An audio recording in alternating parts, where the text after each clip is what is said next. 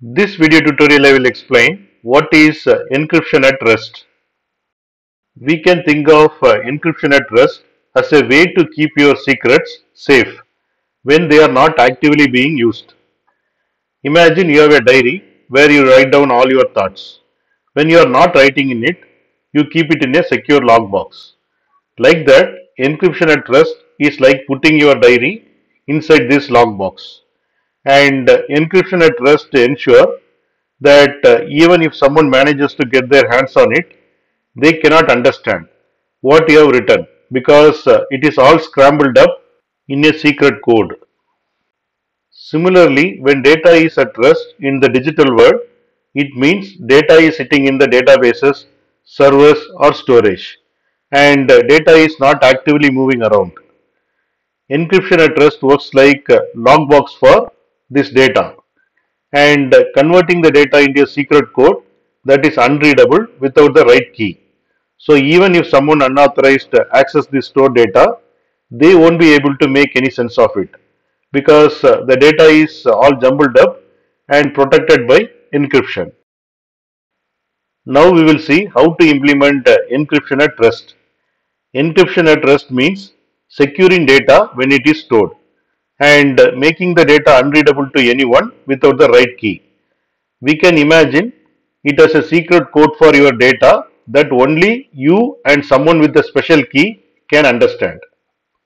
Step 1 is choose encryption software or tools.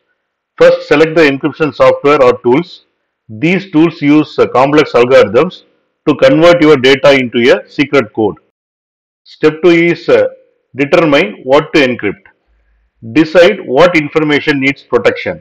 It could be a files, folders, databases, or anything sensitive you don't want others to access. Step 3 is encryption process. The encryption software will take your data and convert the data into unreadable format using mathematical algorithms. This process turns your information into something that looks like gibberish to anyone who does not have a key to decode it. Step 4 is use encryption keys. Encryption uses keys, a public key to encrypt the data and a private key to decrypt the data. We can think of it as a lock and the key system. The public key locks the information and only the private key can unlock the information. Step 5 is store the keys securely. Ensure the encryption keys are stored securely. If someone gets access to the keys, they can decrypt your data and they can see it. So it is crucial to safeguard these keys. Step 6 is access and decryption. When you need to access the data, the decryption process uses the private key to revert the data to its original and readable form. Step 7 is regular maintenance. Regularly update and maintain your encryption methods.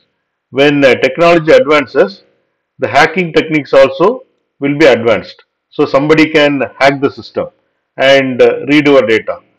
So it is essentially to stay up to date with security measures. Why encryption at rest is important? Encrypting data at rest prevents unauthorized access. If someone somehow gets into the storage, the data remains unreadable without the decryption key.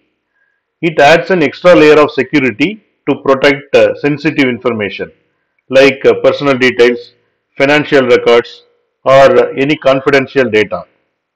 Remember, while encryption at rest adds significant security, it is just one part of overall data security.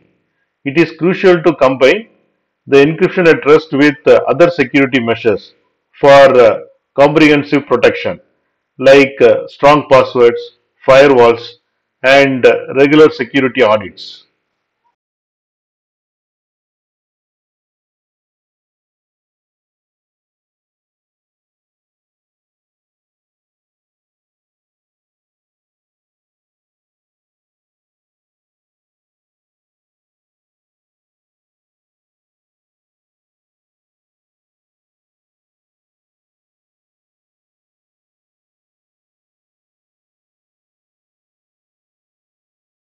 Thanks for watching.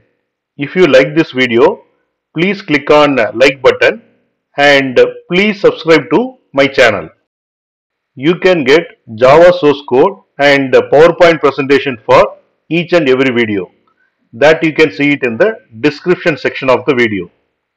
Click on show more, and here you can see the description, and here you can see the links to download source code and PowerPoint presentation.